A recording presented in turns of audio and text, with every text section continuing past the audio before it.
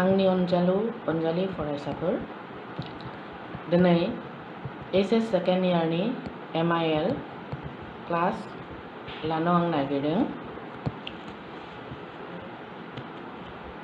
जोंनि रायथाइ बिहुङाव थानाय संसारनि अननाय खन्थाइखौ आं सावरायनो नागिरदों। बे खन्थाइखौ लिरदों प्रमद चन्द्र ब्रह्मआ। आगोलावनो आं खन्थाइखौ नोंसोरनि सिगाङाव एसे फरायदों। दानिया संसारनि अननाया जेसेखि आंगो जाया जुसे नङो गुसे जिउ हुसारथारा हुरा हुरानो जिबौ बायदिनो बिनि सौनाया खारथारा। जेब्लाबो बियो फुराया मदरा मेलेमथारा। सोरबाबा बिखौ बुखारनो हागौ, माब्लाबा बियो गोमानो हागौ। नोंनि अननायाबो नेवसि जानानै जानो हागौ सानसे जेबो नङै। बेफोर जाबायसै गमामायैनो गाव गावनिबोल' जोथिबोल'। बेफोर जाबाय थिखानि मावनाय दांनाय खामाया जागौब्ला ब्लद थांनाय। होनब्ला सोरखौथो अननांगौ जाखो? हा हु सिङाव थानो हाथारलिया हालाय हाफाय अबं अख्रां बिखायाव बिरलांनो लुबैथारबाय।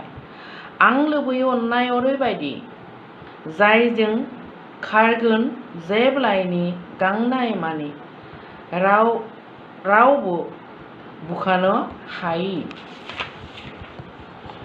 जेब्लाबो नाजावजायि जाय अननाया होफिन जायाबो खुलासे जेसे लुबैयो एसे। आं लुबैयो ओरैबायदि अननायसो जेसे हागौ एसे फिरायो फुलासे।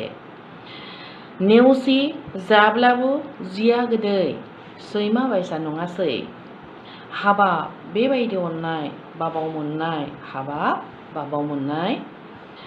गेदेरफ्रा बुंदों इसोर होननाय सासेया दङ लामा मोना जाबाय। बेखौनो नास्रायनांगौ जाबाय।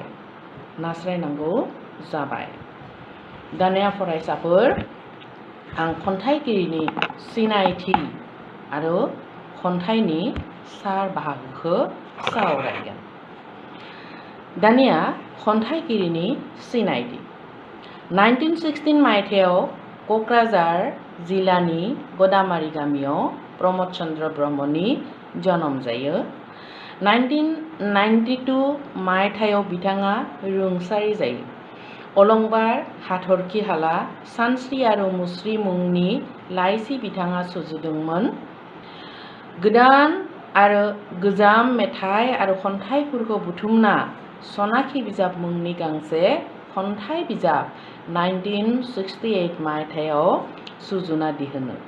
बर', इंराजि, हिन्दी मोनथाम रावनि सोदोब बिहुं बिथाङा सुजुयो। बियो बिथांनि मोनसे मुंख'जाथाव खामानिमोन। बिखौ 1996 मायथाइयाव सेबखांनानै दिहुननाय जायो। दुइ बाज्रुम खन्थाइखौ बिथाङा प्रमथेश मुं लानानै लिरदोंमोन। प्रमथेश मुङा बिथांनि लाखोमानाय नाम। दानिया फैबाय फरायसाफोर खन्थाइनि सार बाहागो।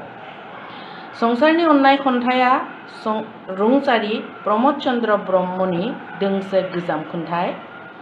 खन्थाइगिरिया खन्थाइनि गेजेरजों सुबुं जिउआव संसारनि अननाया माबादि जायगा आवग्रिना दङ आरो बिखौ माबायदि जिउआव मोनफुंनो लुबैदों बेखौनो बे संसारनि अननाय खन्थाइनि गेजेरजों फोरमायनो नाजादों।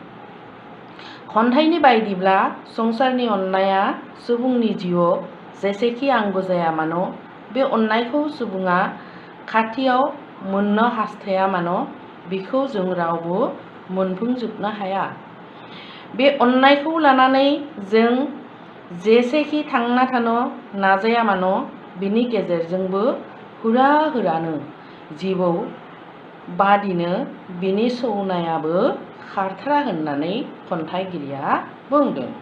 बे संसाराव सुबुङा अननायनि लोगोसे दुखु दाहाबो हांमाबो मोननो गोनां जायो। बियो सुबुंनि जिउआव दसेनो आंगो आरो दसेनो बेरेखा महरै नुजायो। सोरबाबा बे अननायखौ गावनो गाव खोमाना लायो आरो खायफा सुबुङा बे अननायखौ मोननो नाजाब्लाबो मोननो हाया।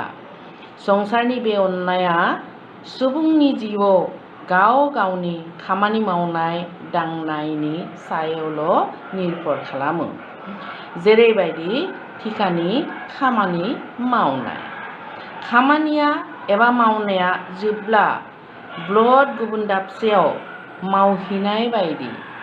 सासेनियाव मोनसे खामानिया जोबथारबा गुबुन सासेनियाव नुजाहैनाय बायदि बे संसारनि अननायाबो अराय सम सासेनियाव थाबाय थाया। सासेखौ नेवसिनानै माब्लाबा गुबुन सासेनियाव बे अननाया थाङो। खन्थाइगिरिया संसारनि बेबायदि अननायखौ नुनानै बेबायदि अननायजों गोजोननाय मोनाखै। बेखायनो खन्थाइगिरिया अख्रां बिखायावसो बिरलांनो नागिरदों बिनि फिननाय नागिरनानै। जेराव खन्थाइगिरिया मोननो हायो ओरैबायदि अननाय जाय अननायजों जिउनि बेसेबांबा लुबैनाय, हास्थायनाय, गांनाय, उखैनायफोरा आबुं जायो।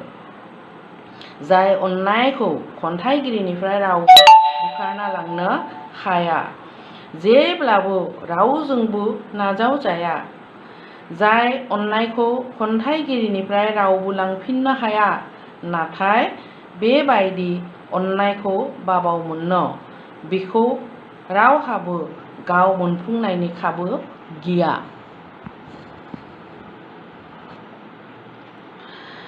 बेनिखायनो खन्थाइगिरिया बेबायदि अननायखौ सोरजिगिरि आनान गसाइनि मददावसो मोननो हायो होनना बुंदों बे संसारनि अननाय खन्थाइनि गेजेरजों।